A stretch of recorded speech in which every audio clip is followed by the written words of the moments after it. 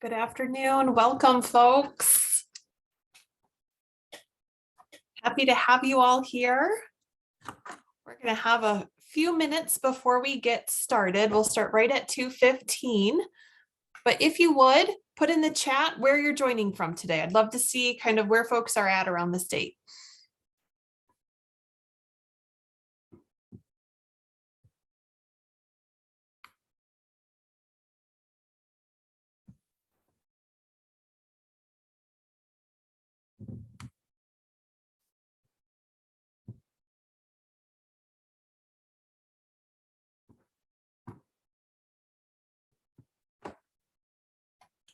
Wonderful. Welcome, Carrie from Macomb and Lisa from St. Clair County, Lansing. Great. Couple Port Hurons. Waterford. Wonderful. Welcome.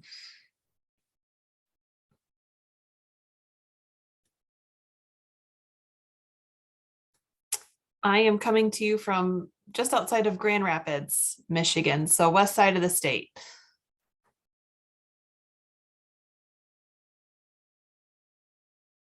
From the UP, great, welcome.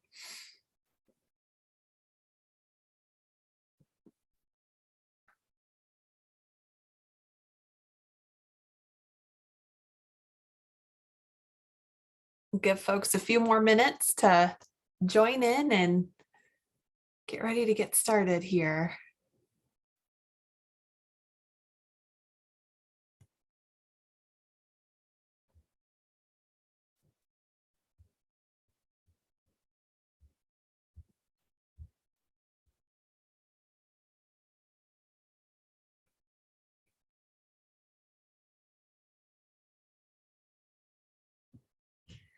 Welcome. For those of you that are just logging in and joining us, we'll get started here in just a few minutes. While we're waiting, I'd love to hear where you're joining from. If you want to just put that in the chat, that would be great.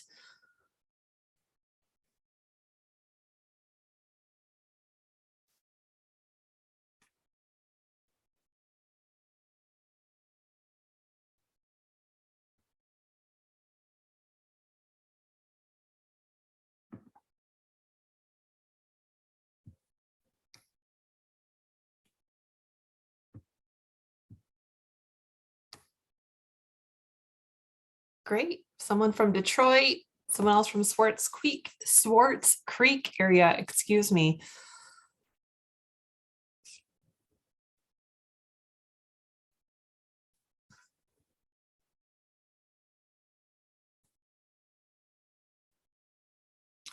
Ionia. I'm pretty close to you, Rob. I'm in Grand Rapids, so not too far from Ionia.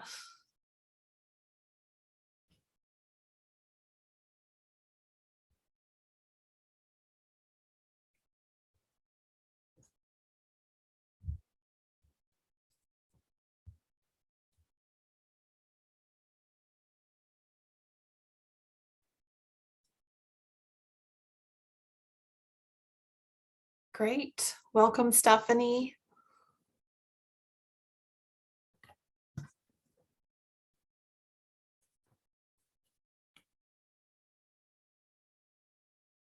Got just a couple more minutes and we'll get started right at 2:15.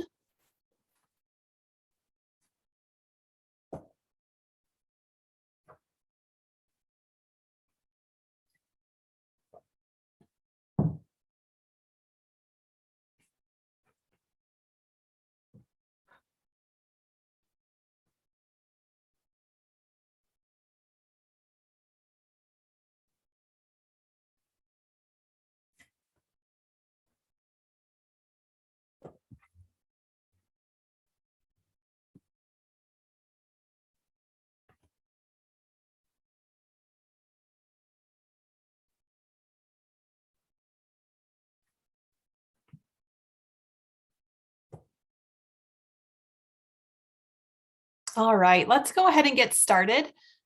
As folks join, they can join, that's great, but I don't want to delay on moving forward with you all that are here and have been waiting so patiently.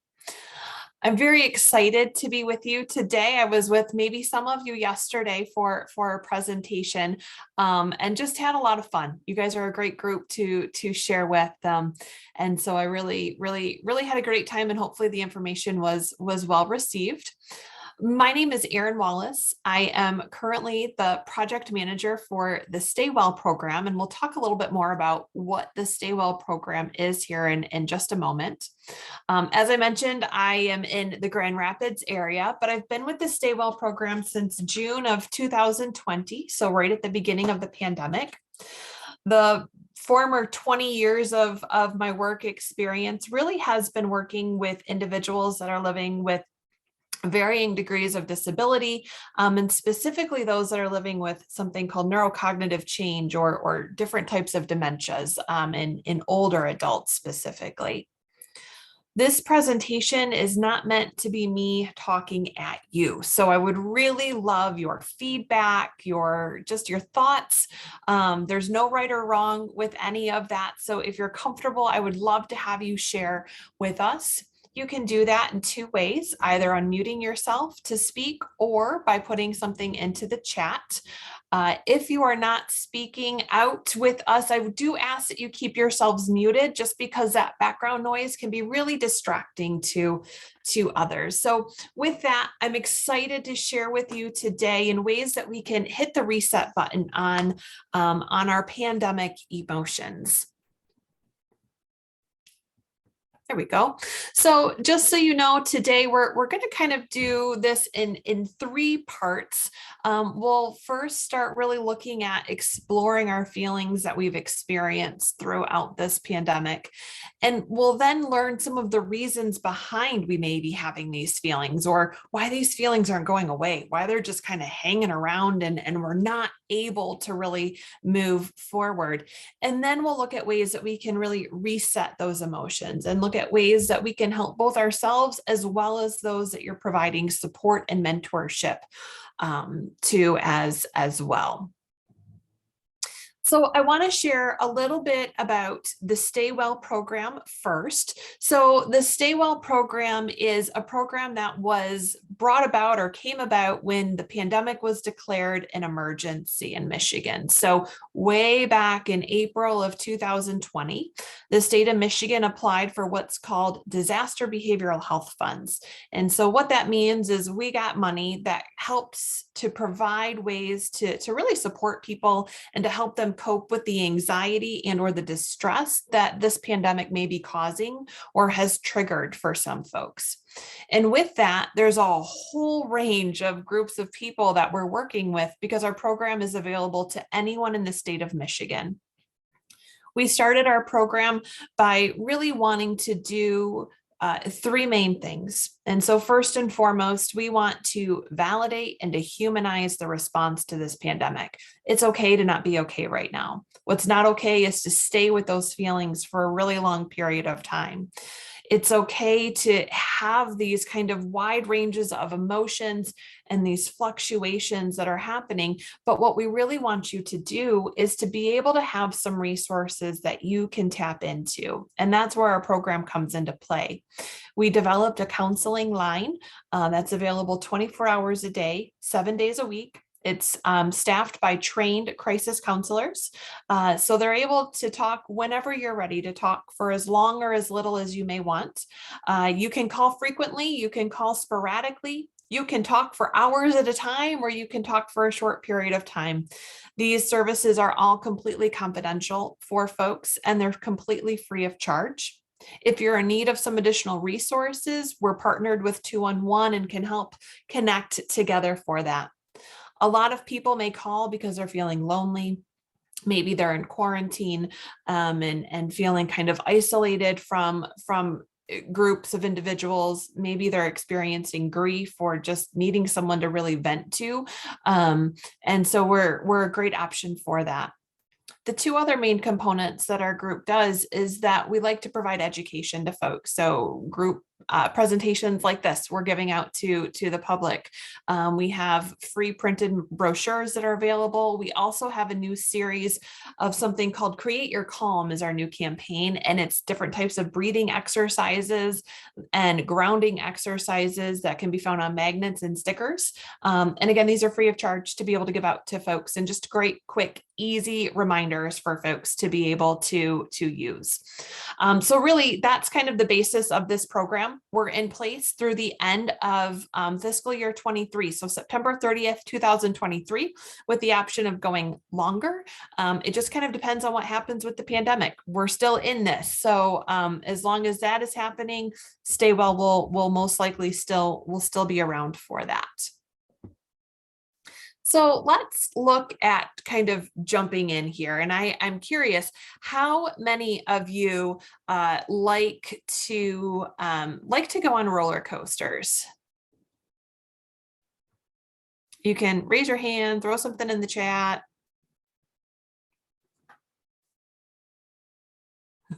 Great, yeah.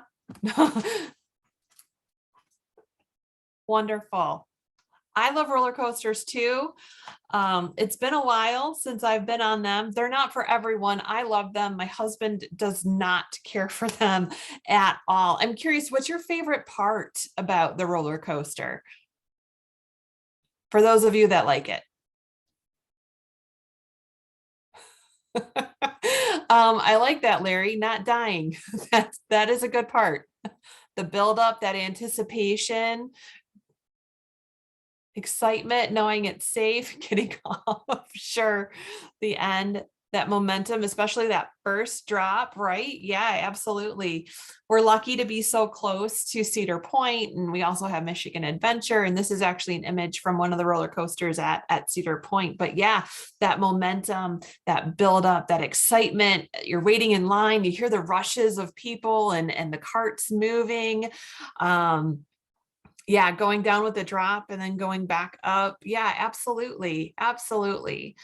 I really, if you joined me yesterday, I use this analogy quite a bit, but this pandemic has kind of felt like a roller coaster, especially when we look at our emotions and that anxiousness that some of us have, that anticipation that we have, the going up, the drops, the hills, the turns, all of it kind of yielding around and all the challenges. But yeah, it kind of feels like that. And so if we think back over the last 2 years and if we recap all of the different things that we've lived through, you can kind of see this roller coaster come into play. So a complete shutdown where everything was closed.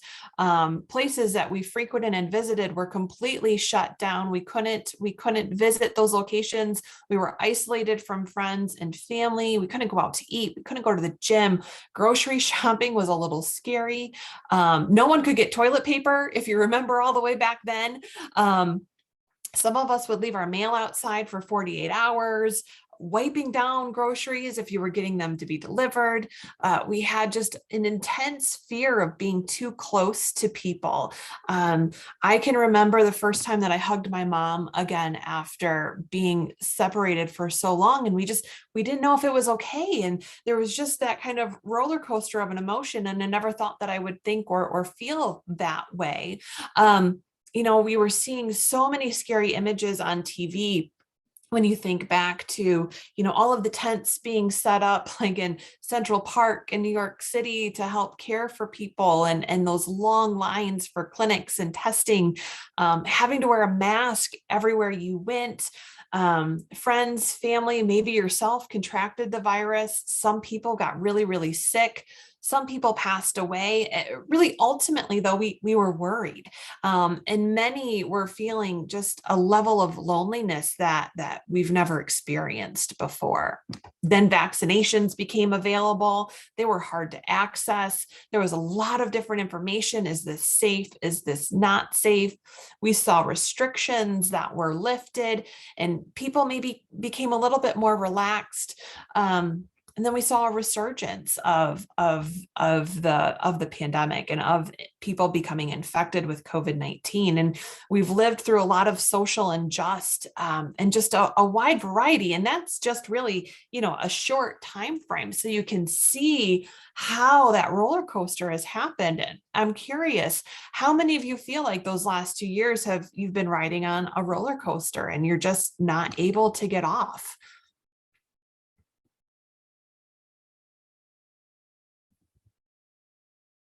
You can answer something in the chat. You can, thanks. I'm seeing a couple of folks kind of answering through as well. Yeah, it was awful. You're absolutely right. Yeah, definitely. And I want you to know that if your emotions really feel like a roller coaster because of COVID-19, you're not alone. Really, when you look at it, almost every aspect of life on this planet has been affected by this pandemic. And so sometimes we can feel very siloed and very alone in those feelings and those emotions. But I want you to know that you're definitely not alone with those feelings. So much of what we're facing in this new reality, it can be scary. It can be frightening, from the fear of getting sick to maybe a loss of job, physical isolation, or really needing to be, alone, removed from loved ones, and just not knowing what comes next. And so I'm curious if you would just put in the chat, or feel free to unmute yourself, if you're comfortable, but share with us some of the emotions that you've been experiencing throughout this time.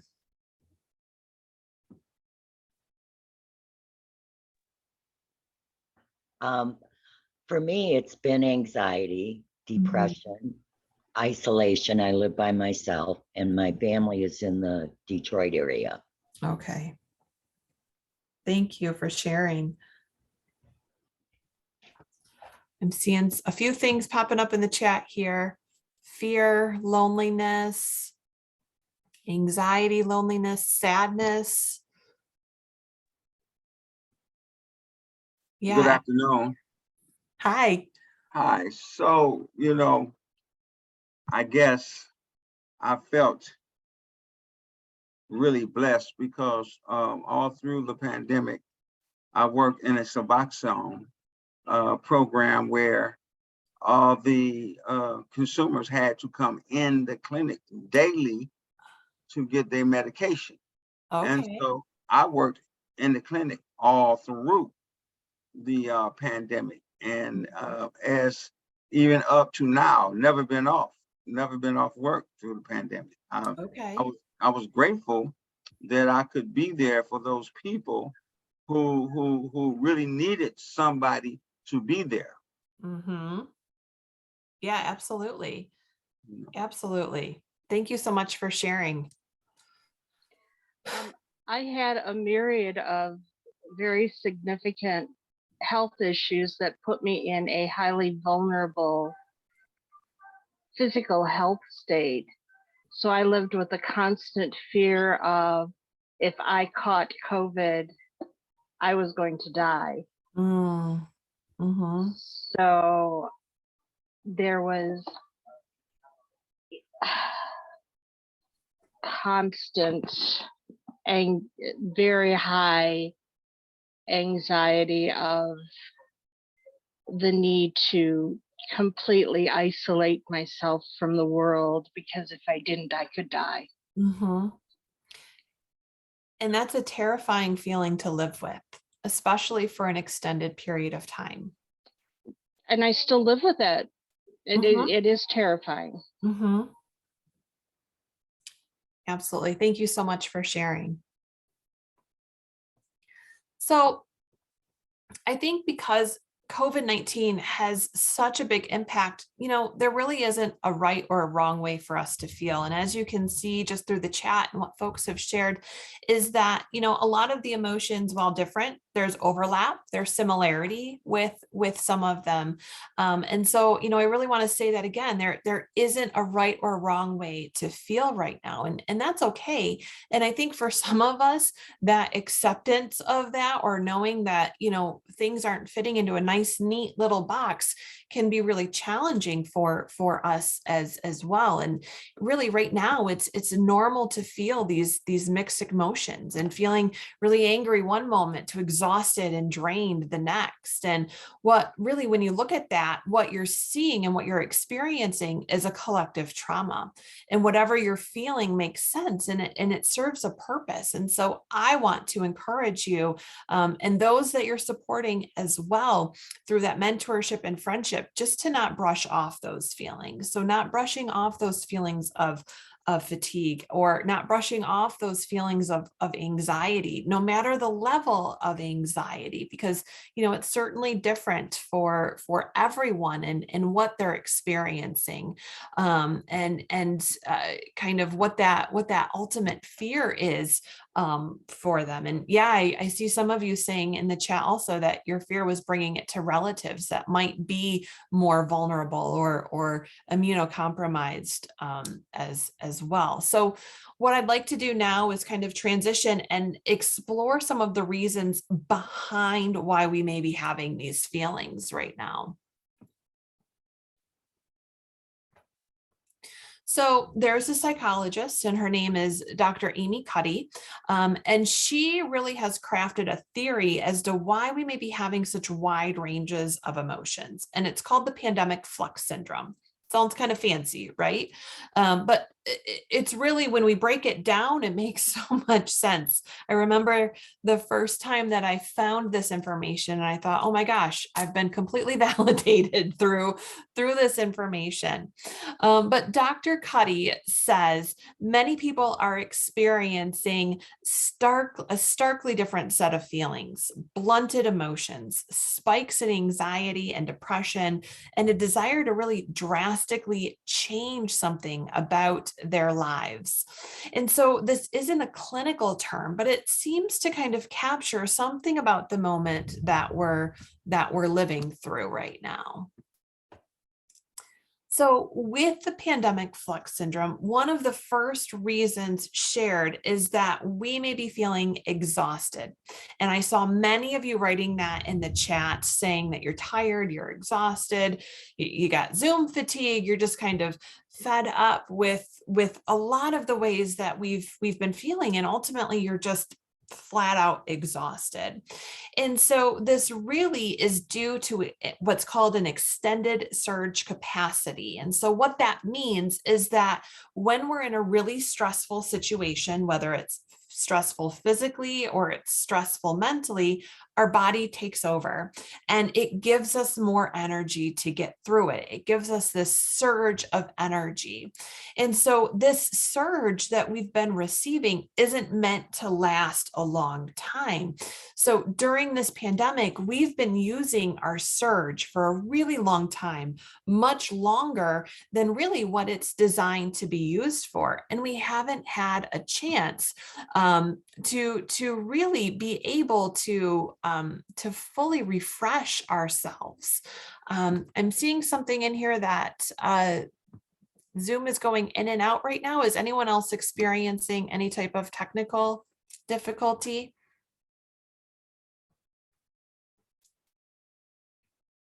Okay, there's a very large storm that's rolling in, so it makes me a little nervous, a little anxious. So thank you very much. I appreciate your feedback. So when we haven't had that chance to refresh ourselves or fully refresh, that's when we have this just flat out fatigue. And so it can really leave us feeling both mentally and physically drained, as we can no longer pull from that surge capacity to help us navigate basically daily lives as we move through that. So we're familiar with leaning on our surge capacity during past events or emergencies that you may have experienced, but COVID-19 really seems to have pushed us outside of our surge capacity's ability and really help us to cope. And so some people might have felt like they were coping at the beginning, way back in March of 2020, but Others may feel like they've fallen into a deep slump, or that they can feel like more than just a short-term depression that's coming in. It's really important to understand how and what our surge capacity is, and how the pandemic, it has affected our ability to cope, and really thus how we can start to deal with that exhaustion of our surge capacity. So when we see an opportunity to get a fresh start on something, it builds motivation for us. But during this prolonged pandemic, and I say prolonged because it's been a very long period of time, but we don't have an end in sight yet, right? We don't have an end date to know how much longer we need to push ourselves for. We've really been continually denied this fresh start because there's new variants that are coming about. There's changing health protocols. And so when we don't have a clear moment for a fresh start, it's really been shown to increase our stress. Our minds need that clear time that would signal an end to an event, excuse me. This lack of a fresh start can really add to our already stressed emotional state. So think about a time when this was true for you, like maybe starting a new job or the beginning of a new school year, that new fresh start. Can you think of any of those that are true for you? Like when a fresh start gave you motivation?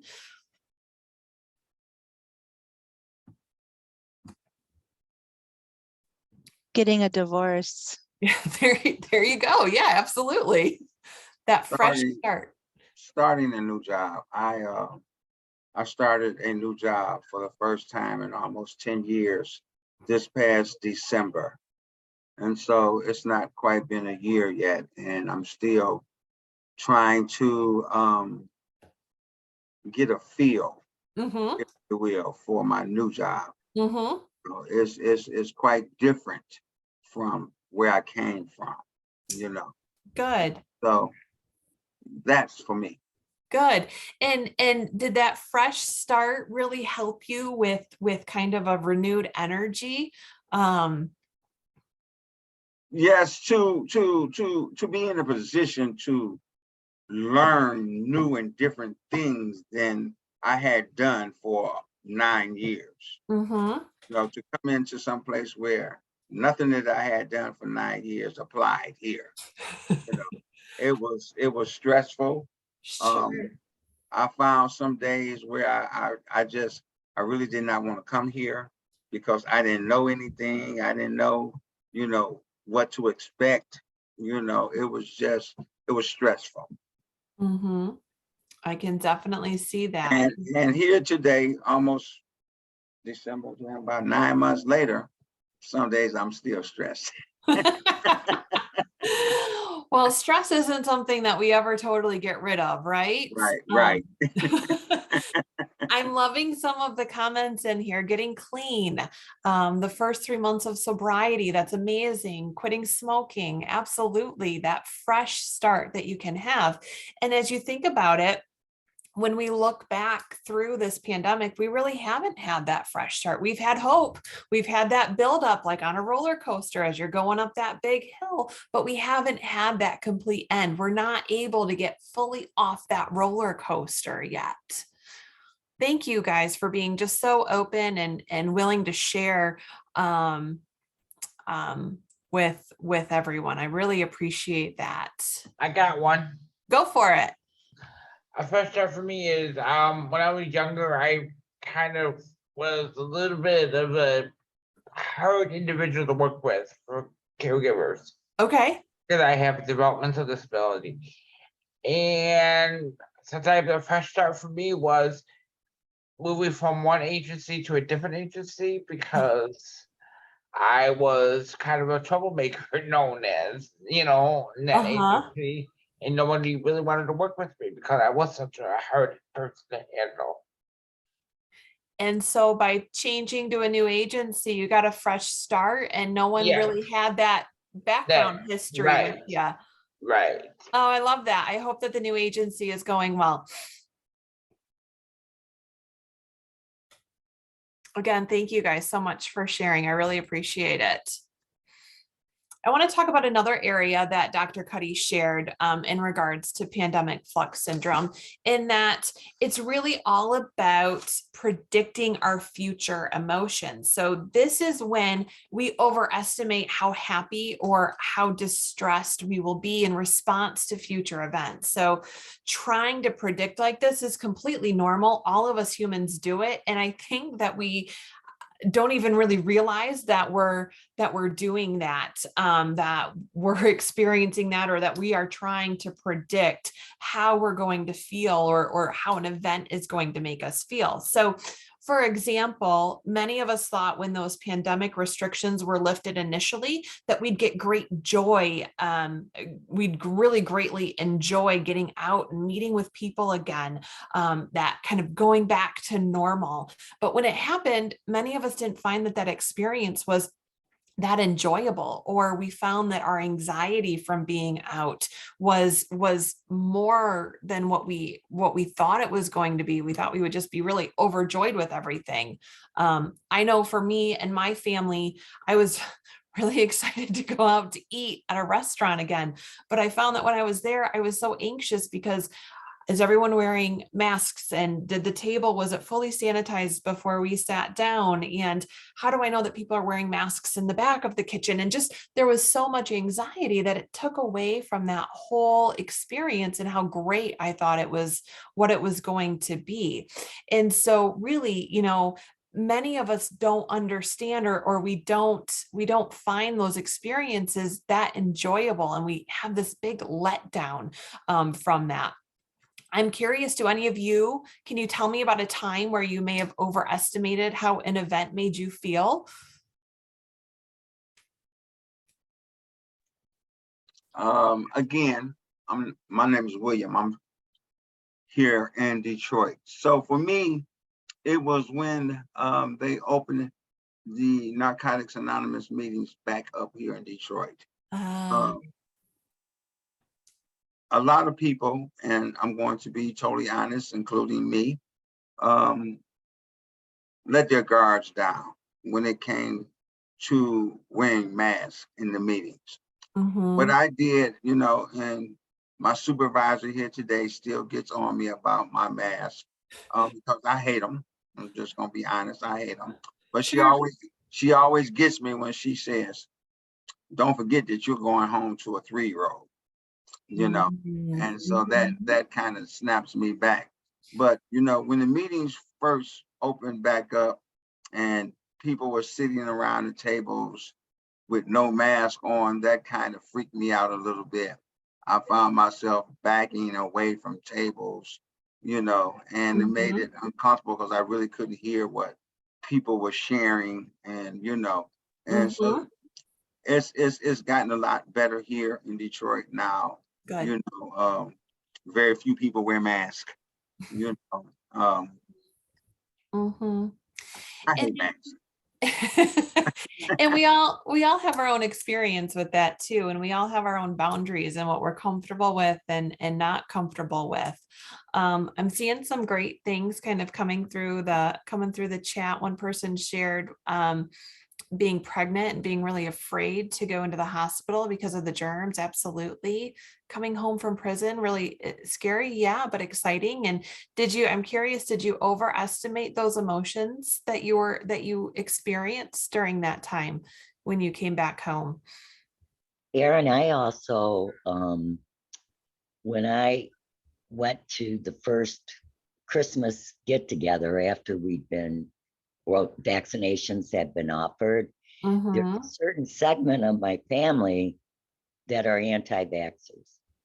Okay. And that proved, it's uncomfortable when it's family, number one, and so you're wearing a mask, they're not. But just the whole idea, it's like they didn't care about those of us that were concerned about our health. Sure. You get what I mean? Yeah, absolutely. Absolutely. And that kind of adds that different divide. And it's something that you probably didn't predict happening either, right? I think that there's just a lot of great and different perspectives one person sharing about being a hugger and being afraid of hugging people. Absolutely. Self-growth too, definitely. I think that these are all great. And, we certainly just have those challenges with predicting how things are going to make us feel for certain. When we look at when we look at what's called effective forecasting, or those predicting our future emotions, they can be defined as how an individual predicts their own future emotions. And there are different ways that you can look at this, and researchers have identified different components of an emotional experience that really that an individual may make a prediction about. And there's different areas, and we're not going to go into all of those together, but I think that knowing that we ourselves can create some of that letdown, and just not being able to adequately predict how our emotions, or how we think an event is going to make us feel, and we kind of lose that mindfulness of not just being in that moment the whole time. The pandemic has made many of us feel empty, and that emptiness, it brings discomfort, and discomfort can make us feel really out of control, and really wanting that sense of control. So the response is to try to take back control. And so one example that Dr. Cuddy shares is making major life changes. So when we know that there's no clear end to a pandemic, there's no fresh start timeline, we can start to feel as though we've lost control. And this feeling of lost control can really lead individuals to want to take back control in a large way. And so there's nothing wrong with wanting to gain back control of our lives. However, this can really lead to individuals looking at making major life changes. And so what we may do is we may feel the need to quit our jobs, or we may feel the need to move across the country, or really make drastic adjustments to our relationships. And so that strong desire for control is something that we're grasping for. And when we felt out of control for as long as we have with this pandemic, it's certainly something where it's not small changes that we're looking to make, it's much larger changes. And so I'm curious, have any of you experienced this desire for control? I'm seeing somebody said that I moved. Absolutely. William, I know you switched jobs. Anybody else?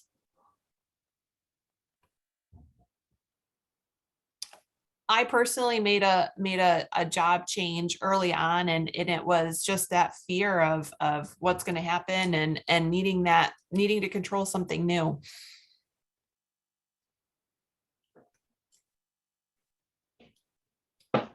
Dave, I can certainly appreciate what you just shared. You said, I cut many acquaintances out of my life after realizing I didn't miss them during lockdowns. And so you're realizing and you're evaluating the quality of the relationship. And if it's not a positive experience for you, then being able to remove that, that's good.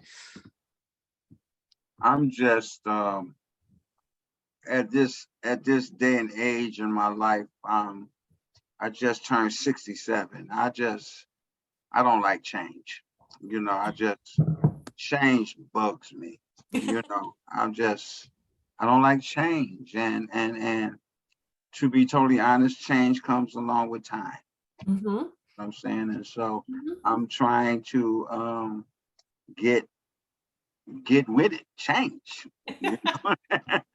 Uh-huh. Yeah. I'm seeing some other folks posting the purchased a home, stopped coloring my hair, blame the pandemic for turning me gray. Absolutely. What a great way to make a joke out of it. Or maybe the pandemic really did make you gray. No one will know, will they? If you're experiencing this desire for control, it's really important to take a pause, to slow down, and just kind of evaluate and review why you want to make such a large change. Is it the change we're making because we're feeling anxious, or is it because we want to regain some semblance of control? And so just really being intentional and aware of what those reasons are, and not doing things really kind of flippantly or kind of off the cuff without really thinking through what those may be. So attempting to take back control is another huge area and huge contributing factor to the pandemic flux syndrome. It's okay to feel these things and know that you're not alone with that. I feel kind of like a broken record as I'm saying this, but our brains are exhausted and we're having a hard time navigating these ups and downs of this roller coaster pandemic. And we're not designed as humans to live in a long-term state of emergency.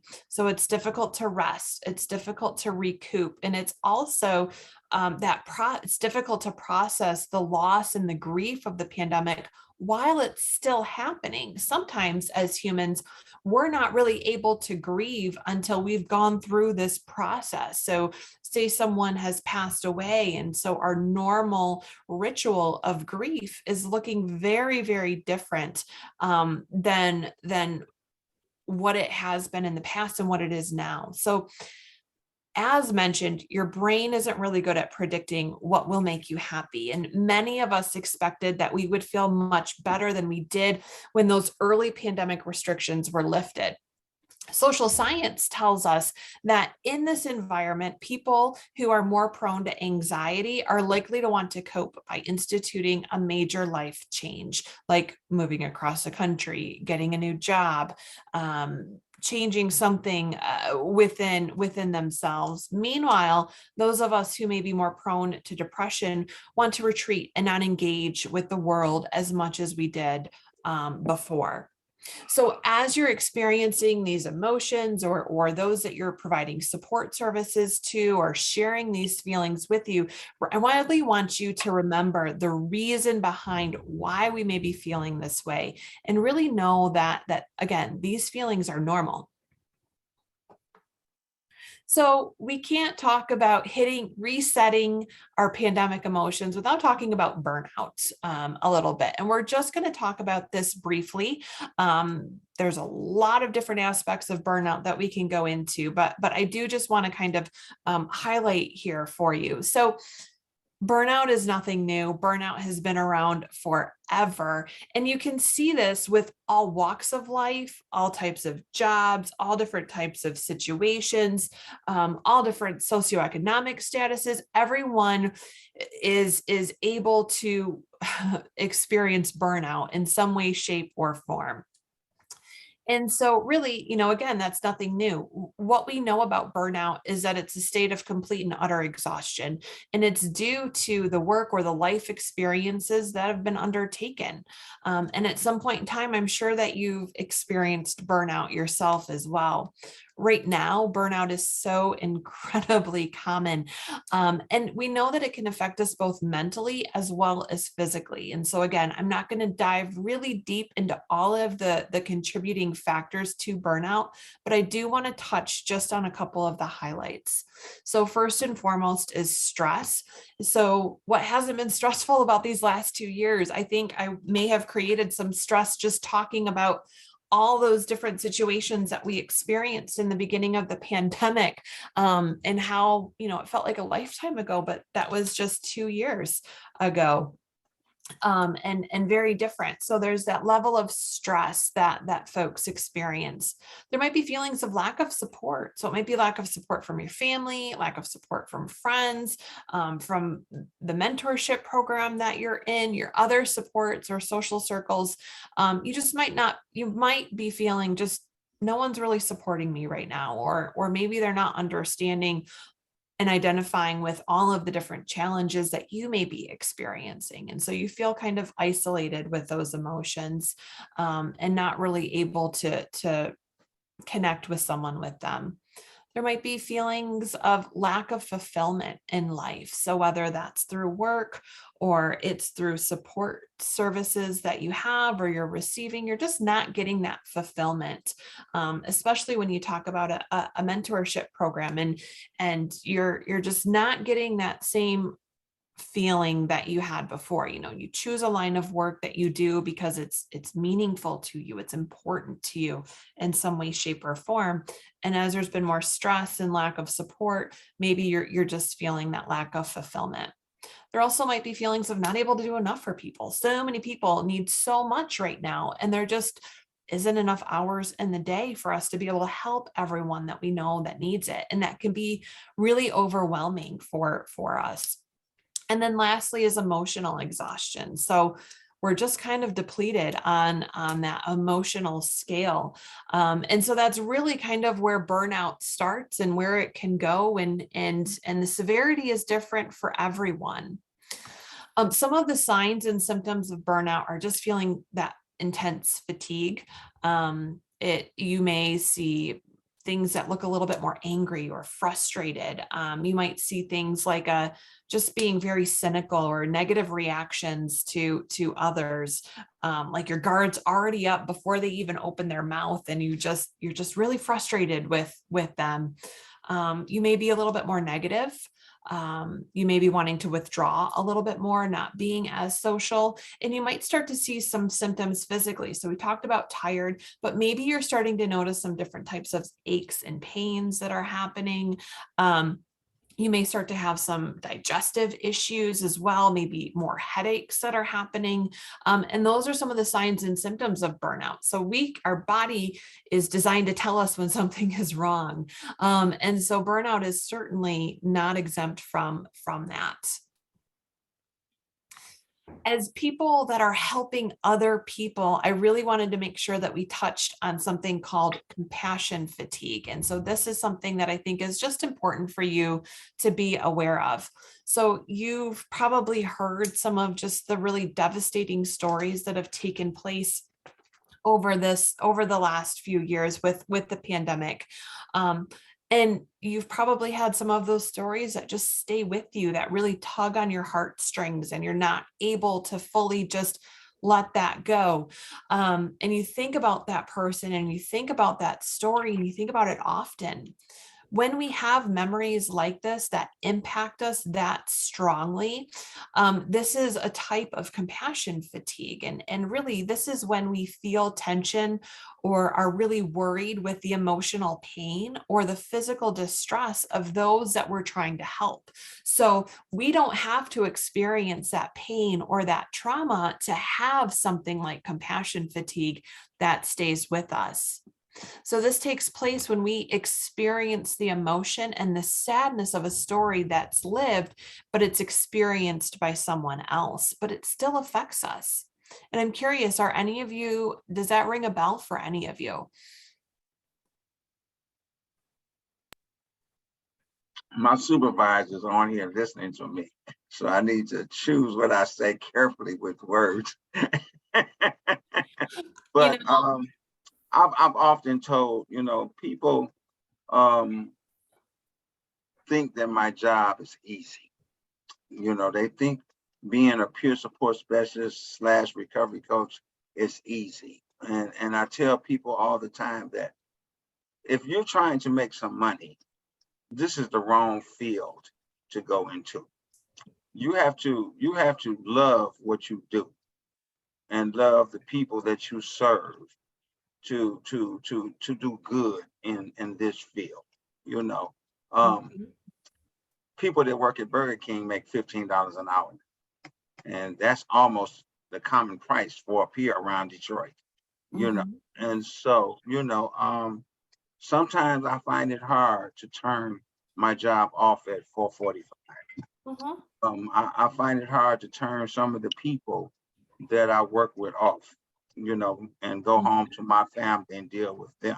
It's kind of hard sometimes, because I'm so into what I do, and so, I get it. The stress factor does play a part.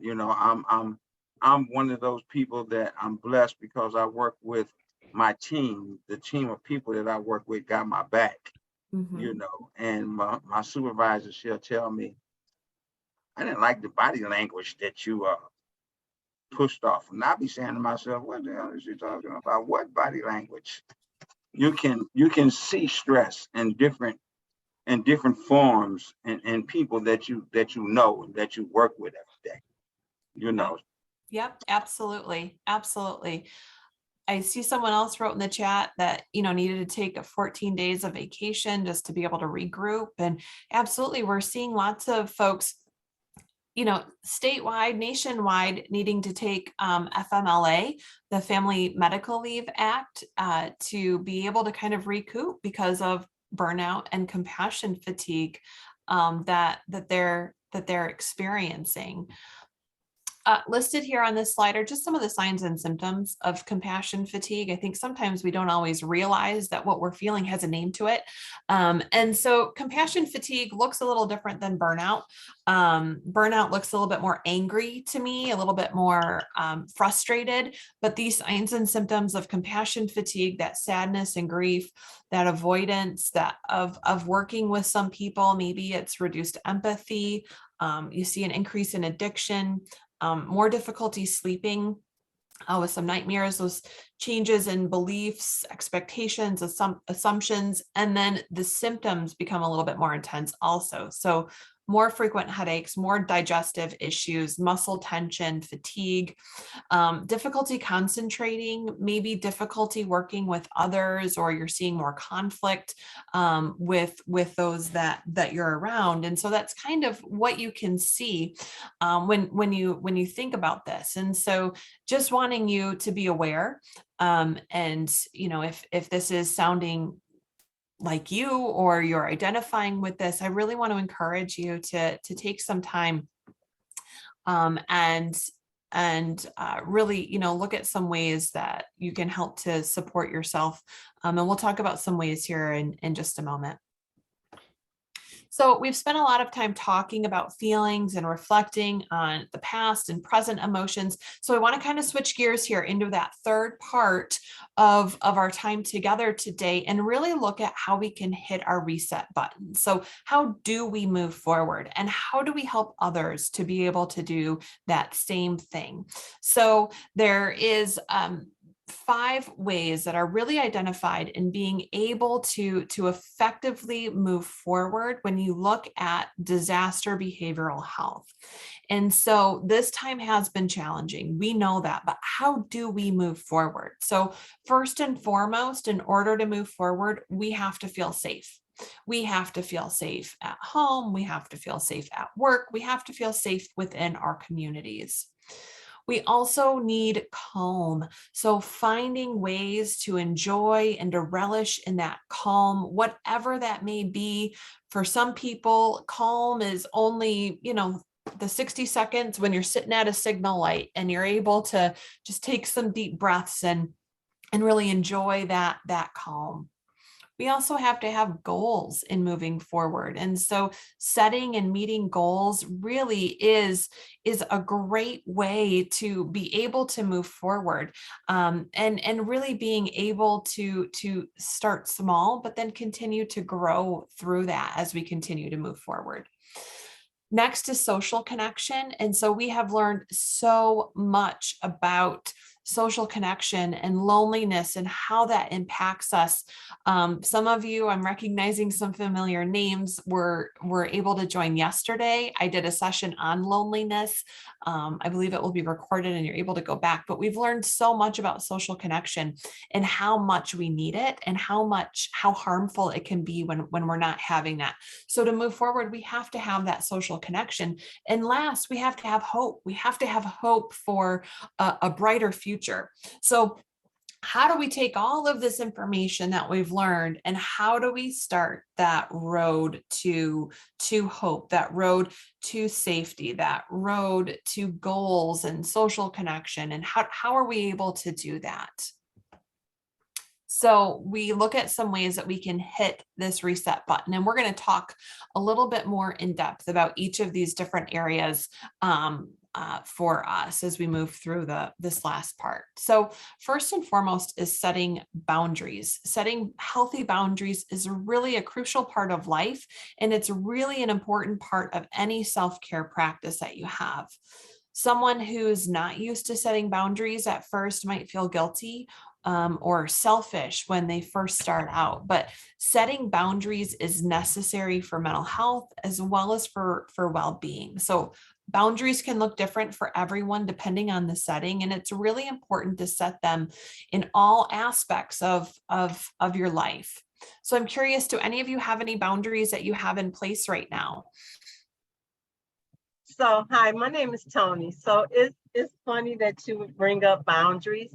So I had a meeting with my staff yesterday, and the conversation was kind of about boundaries. Like, when people call you on your phone and you're on them with a member, and somebody at the front desk is calling you to help somebody, you have to, set boundaries and tell them, well, listen, I got this going on right here. Give me a minute, and then I'll be, take care of that, because you can't be all over the place. So it was kind of a conversation about how to set boundaries at work.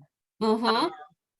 And I didn't look at it as setting boundaries until just now, when you just made the statement. And it's like, wow, we just kind of had a conversation about that. So yeah, I believe that boundaries are very important in every aspect of your life. I've learned to set boundaries over the years, and it's a good practice. Mm-hmm. And Hi, sorry. Nope, go ahead.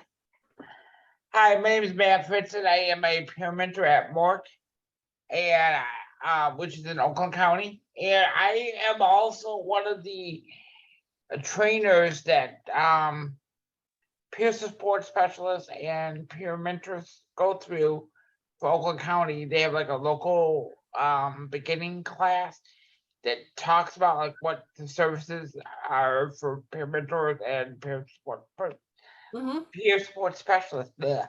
And one of the things we cover in that class is boundaries. Oh, good. And one of the things that we talk about is, not having a dual relationship. That's one thing that, is a no-no. So I always express, I kind of give an example to that. And one of the issues I had when I was going through a peer mentoring process was I had an individual that was kind of really crossing the boundary lines. We'll just say that, okay? Romantically wanting to cross the boundary lines. I mean, I'm like, no, not happening, So I had to finally, after a little bit of time, after telling her no, I finally dropped the case and recommended to my boss that maybe she needed a female peer mentor to carry on the case. Yeah. But I mean, so you have to have boundaries, and like on my phone, I have my work. I have my 2 lines on my phone. One is my private line, and one's my work line, because I'm a private contractor, so I use Google Voice for my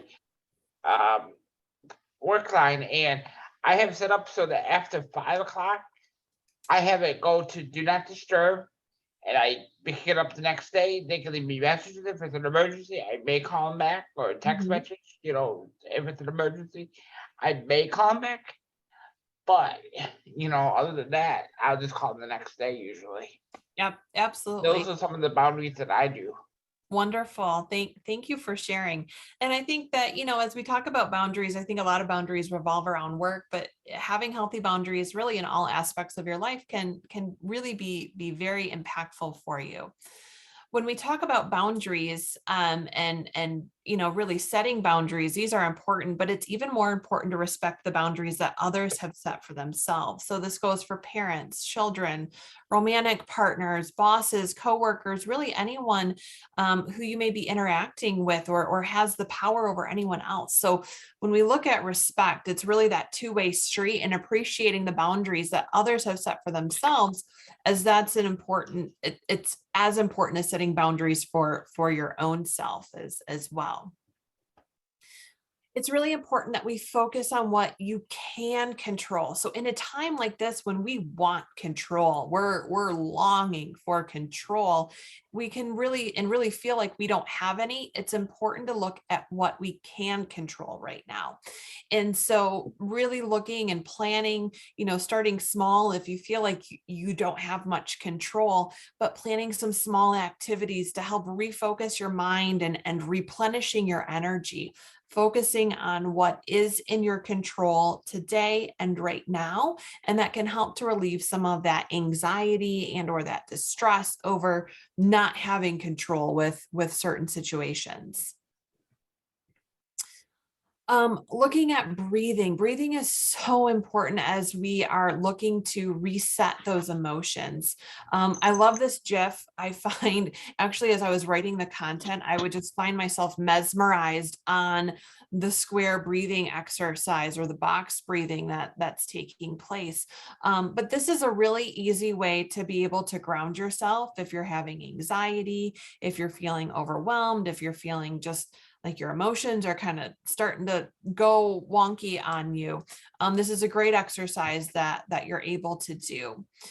If you're doing this without a visual, you just simply count in for each of the 4 parts of the step. So breathing in and holding for 4, or breathing in for 4 counts, holding for 4 counts, exhaling for 4 counts, and pausing for 4 counts. So it makes a square.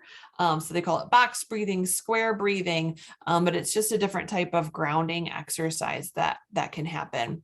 It's important when you are doing this breathing, this breath work, to take those deep breaths into your belly versus just holding them shallow in your chest. That's a normal response to stress that you're having if you're just taking really shallow breaths. So there's something that you can do, and it's called opposite action. And so you can practice an opposite action. And what this is it's choosing to do the opposite of what your emotions are telling you to do. So for example, my emotions this morning were telling me, just stay in bed. It's so comfortable. You don't need to get up today. Just stay in bed. But really what I did was the opposite. I popped out of bed and started to get ready for the day. I did the opposite action. And so really, when you're feeling sad or when you're feeling depressed, your emotions may say, hey, stay in bed. This is going to be what's best. But when you do the opposite action, what it does is it pushes that aside and it gets you moving, it gets you going forward, and it really helps you to kind of hit that reset button on the emotions that you may be experiencing that day. Taking care of your body. So some people call it the core 4, but it's eating food that fuels your body, not just fills your body. So there's good nutritional benefit to the food that you're eating. It's allocating adequate time for sleep and really prioritizing sleep, because sleep is that reset button for us. It's staying hydrated. So drinking water, even when you think you don't need water, we're always in need of water. And a lot of times, emotionally, we can start to feel more anxious when we're dehydrated. So those are really important factors. And then as well as physically moving your body. So it doesn't have to be strenuous exercise. It can be stretching. It can be just taking a quick walk outside if you're feeling stressed or anxious, or like your emotions are kind of going all over the place for you. Really, we hear this all the time, and it's so important to stay active regularly. But really looking at these items in a way, these are foundational factors for thriving, regardless of living in a pandemic or not pandemic, just a variety of different ways. So really wanting to make sure that you're taking care of your body throughout this time. It's going to also help with regulating those emotions that you may be experiencing. Self-care also goes along with this, and really kind of creating a space for yourself. So taking time to relax, recharge, unplug as often as possible, and really learn to ask yourself the question of, what do I need right now? As someone who's asking that question to others who may be reaching out to you if they're having a hard time right now, the first question you ask is, how can I support you? How can I help? What can I do to help you with that? And really, as we look at self-care, we have to be willing to ask ourselves those same questions. So those that are helpers, we don't often do that. We don't often say, oh, I can't do that. That feels selfish, but it's so, so important that you continue to do those items and you continue to prioritize your own self-care. And you can do that through boundaries. You can do that in a variety of different ways, but really making sure that you're asking yourself that question, you're listening to the response, and then you're following through with that. I want to encourage you to turn to people that you trust. So within this peer group, you have an amazing network of individuals that you can turn to, that you can look to for support, or someone that you can share with, vent with, whatever that may be. So I really want to encourage you to turn to those that you trust. Connect with people that are like-minded as you and that are going to offer you support, not add to the stress that you may already be feeling. Absolutely, Larry. He says, trusted coworkers are my go-to. Definitely. You ride those waves of the ups and downs together. And while you may always want to share with a spouse or a partner, sometimes they don't understand all of the ins and outs. So having that person that goes through something similar as what you do can really be very valuable for yourself, and really helping you to hit that reset button. I want to encourage you to be in the moment. So mindfulness can feel kind of overwhelming. There's a lot of talk about mindfulness, but really it's as easy as knowing what's happening while it's happening, not thinking about what's going to take place in the future or what happened yesterday, just really kind of being in that moment. We talked a little bit about that with some of that forecasting that we're doing with our emotions, but trying to just kind of let all of that go and just really focus on that individual moment. Looking at, different types of breathing exercises, etc. Those are all ways to really help you kind of center yourself and be within that moment. And then lastly, consider speaking with someone. So when you do that, when you're speaking with a trusted person, whether it's the Stay Well line that is available, or it's a trusted counselor person that you have, what will happen is that you increase self-understanding and development, and you build resilience, and you find ways to relieve stress. And there's this huge growing body of evidence that suggests that brief mindfulness, as well as self-compassion based skill training, can really help to reduce those burnout rates, really help us to kind of balance those emotions that we're feeling, balance that roller coaster that we've been on for so long, and can really help with all of that. So I think I saw someone in the chat asked a question earlier about how many times can you call. There's no limit as to how many times you can call the Stay Well line. There are some people that call every day. There's some people that call a couple of times during the day. There's some people that call in the middle of the night when they can't sleep. It's really up to you as to how frequently you're calling. We're there to be a support. So whenever that may be, that's what we're there for. And there's no judgment with it. You can call 6 times in one day, and that's great because we're there to support you. So it's really whatever you may be in need of, and however frequently you'd like to call. So as we conclude, I'm sorry that I wasn't able to incorporate as much discussion through those last pieces. I wanted to get through all of the content with you today and allow some time for questions. Can you put that number back up there? I was trying to write it down and I didn't get fast enough. Yep, absolutely. I've sent all of these slides over as well, so they'll be available for you as well. 535-6136. All right, thank you. You're very welcome. And I'll post our website in the chat as well, because there's a lot of great resources that are there that you are able to tap into or refer out for folks too. So let me move through this, and I'll make sure that it's in there for you as well. So as we conclude, I want to thank you for your time, for your attention, kind of going on this journey with me through this roller coaster that we've participated in for the last little over an hour. I really hope that you've learned something today and learned some of the reasons as to why your emotions can feel all over the place, and some tools, some ways, some things that you can implement that can help you to kind of regain some of those feelings and regain some of that control that we're really all kind of desperately yearning for, especially as you're supporting others. I hope that you can share some of this information with them as well, in ways to kind of help them get off that roller coaster. And we know that these feelings, these waves of emotions, they're going to keep coming, especially as this pandemic isn't over. We are living through a crisis with an indefinite timeline, and that's something that we as humans are just not really capable of fully processing. So I really want you to kind of focus on that, and know that these waves are going to keep happening, and we expect these emotions to be around for many months to upwards to multiple years after the pandemic has ended.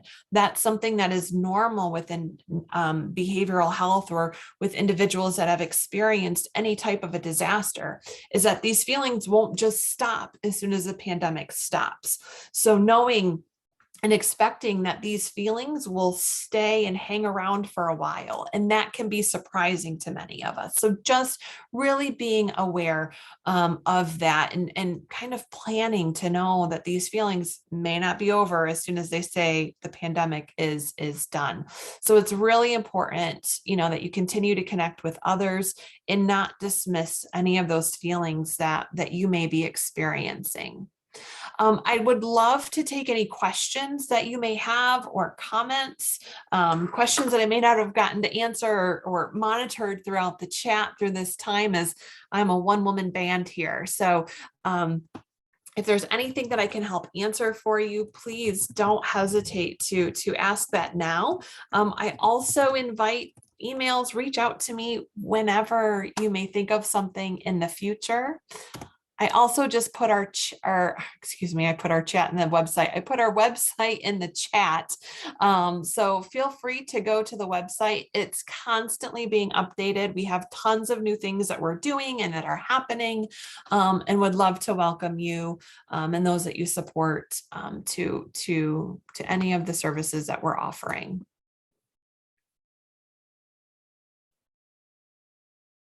All right. Well, if there aren't any further questions, I will say thank you and wishing you a great rest of your afternoon and rest of the day of training and training tomorrow as well. I just really appreciate being able to be with you all today. Thank you so much. Oh, you're very welcome. Have a blessed day, everyone. Take care. Bye-bye. Thank